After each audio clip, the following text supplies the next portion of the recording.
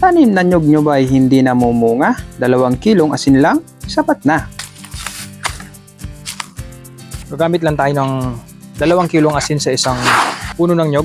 1 metro ang layo mula sa puno. Gagawa tayo ng hukay. Ang lalim ng hukay paikot ay 4 inches. Medyo mahirap yung paggagawa ng kanal dahil mabato.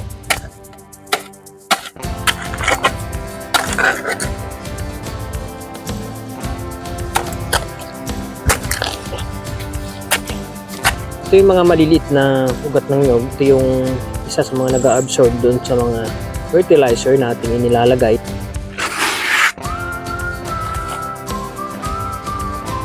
Maaari po tayong maglagay ng asin sa ating mga pananim na nyog 2 beses sa loob ng 1 taon. So every 6 months. Kailangan po nating tabunan ang mga inilagay nating asin para hindi maanod ng ulan.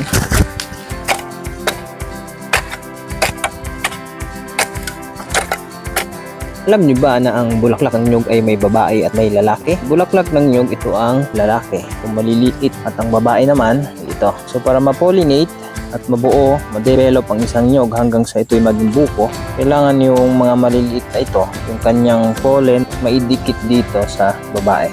Yung pollen na dumikit doon sa katawan ng bubuyog ay maididikit niya doon sa ating female na bunga ng nyog. So, ito po yun.